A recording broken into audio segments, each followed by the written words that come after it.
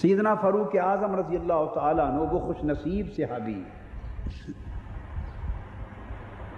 جنہیں آقا علیہ الصلوۃ والسلام نے اللہ رب العزت سے طلب کیا اور ان کا قبول اسلام دعائے مصطفیٰ پہ ہوا۔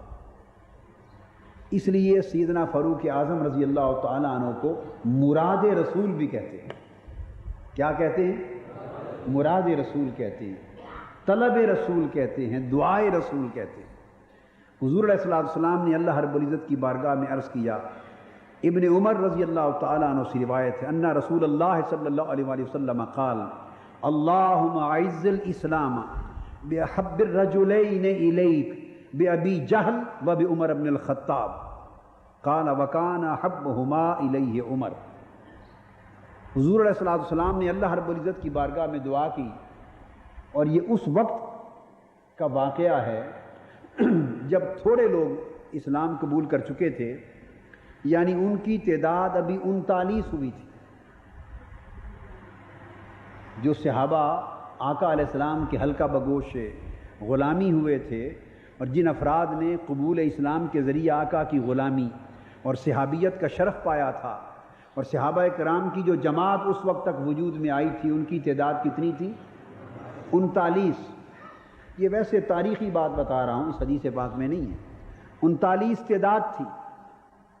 مجموعی طور پہ اسلام کی صورتحال کمزوری پر تھی۔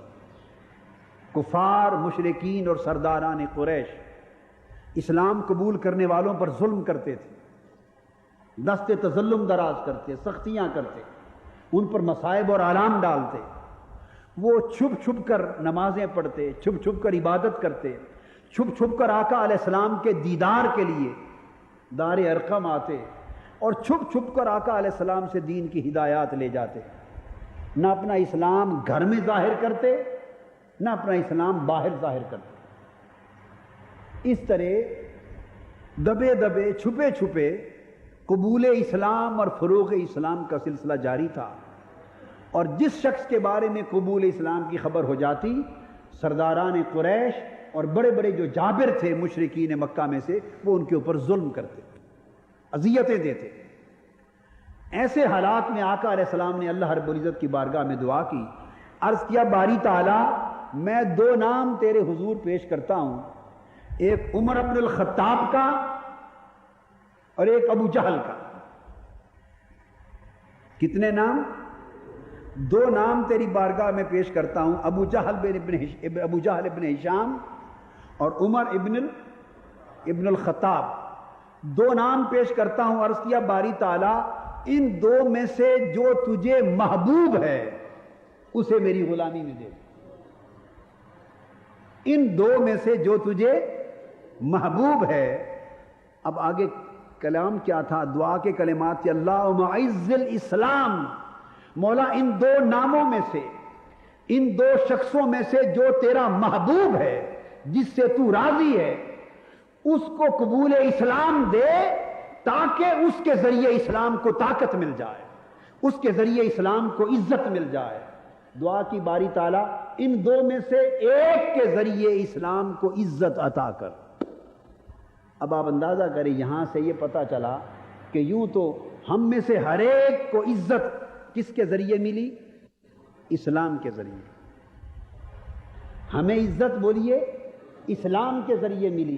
تو کچھ لوگ وہ ہوتے ہیں جنہیں اسلام کے ذریعے سے عزت ملتی ہے، اور کچھ اللہ کے محبوب بندے وہ ہوتے ہیں کہ ان کے ذریعے سے اللہ اسلام کو عزت دیتا ہے، حالانکہ اسلام اللہ کے بندوں کا محتاج نہیں ہوتا۔ اسلام کی عزت کے لیے اللہ ہی کافی ہے، اسلام کی عزت کے لیے اللہ کا پیغمبر ہی کافی ہوتا ہے، مگر یہاں عزت سے مراد اسلام کو طاقتور کرنا، اسلام کو غالب کرنا، اسلام کو محکومی، کمزوری، مجبوری کی کیفیت سے نکالنا۔ اور اسلام سے مراد یہ ہے کہ امت مسلمہ کو اور مسلمانوں کو، کلمہ کو مسلمانوں کو عزت دینا، تاکہ اسلام پر کفر کا اور دشمنان اسلام کا ہاتھ اونچا نہ رہے۔ یہ معنی ہے اسلام کو عزت ملنے کا۔ تو عام مسلمان اسلام سے عزت پاتے ہیں، اور خواص لوگ وہ ہوتے ہیں کہ ان کے ذریعے اللہ اسلام کو عزت دیتا ہے، عالم اسلام کو عزت دیتا ہے اور امت مسلمہ کو عزت عطا کرتا ہے۔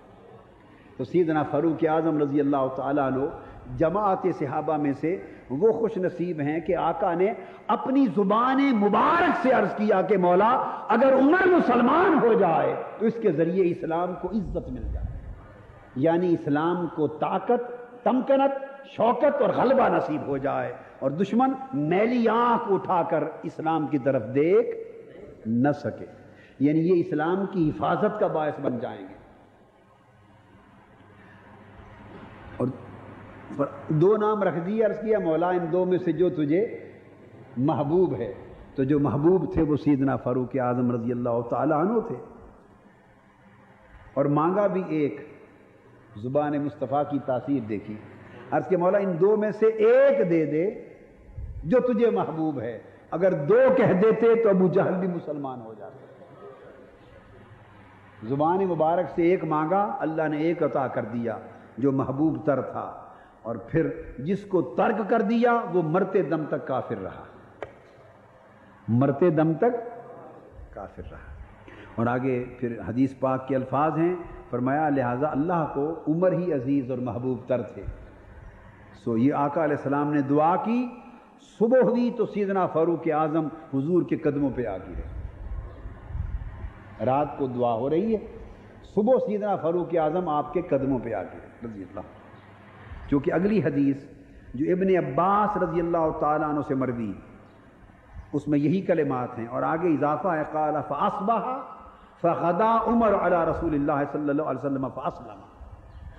صبح ہوئی، سیدنا فاروق اعظم رضی اللہ تعالیٰ عنہ آقا علیہ السلام کی دن چڑھے، آقا کی بارگاہ میں آ گئے اور اسلام قبول کر لیا۔ ایک دن کا بھی وقفہ دعا اور قبولیت میں نہیں پڑا۔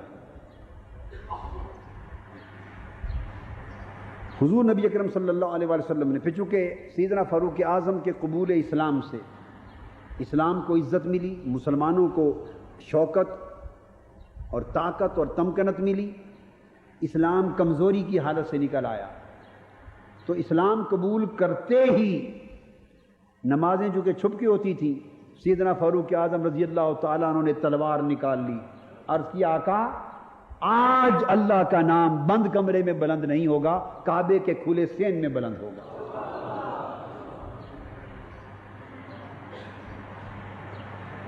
آپ بھی یہ جرأت سیکھیں، آپ بھی یہ جرأت سیکھیں، ایمان مضبوط رکھیں، یقین محکم رکھیں، اور ہمیشہ زندگی جرأت کے ساتھ گزاریں۔ عرض کیا یا رسول اللہ صلی اللہ علیہ وسلم آج اسلام اللہ اکبر کا جو کلام ہے یہ صحن کعبہ میں کھلی فضا میں بلند ہوگا۔ آقا نے اجازت دے دی تو سیدنا فاروق اعظم رضی اللہ تعالیٰ عنہ نے کعبہ کے صحن میں کھڑے ہو کے اذان دی۔ وہ پہلی اذان تھی کھلی فضاؤں میں جو سیدنا فاروق اعظم کے قبول اسلام پہ گونجی۔ اب اسلام آواز اذان کی سن کر کافر، مشرک، جابر، ظالم، سردار، ہر کوئی غنڈے جو بڑے بڑے مشرکوں کافروں کے غنڈے تھے، دہشت گرد تھے، آواز اللہ اکبر کی ہر طرف جو گونجی، اشہد ان لا الہ الا اللہ اشہد ان محمد رسول اللہ، جو آواز گونجی لوگ دوڑے، کون ہے یہ آواز بلند کرنے والا اسلام کی، تاکہ اس کا سر کچل دیں۔ جو شخص آگے آتا سیدنا فاروق اعظم کا سراپا دیکھ کے واپس مڑ جاتا۔ اللہم اعز الاسلام بعمر، اے اللہ عمر کے ذریعے اسلام کو عزت عطا کر۔ سو وہ ہو گئی، اور یہ دبدبہ آپ کا الحمدللہ آپ کے دور خلافت تک برقرار رہا۔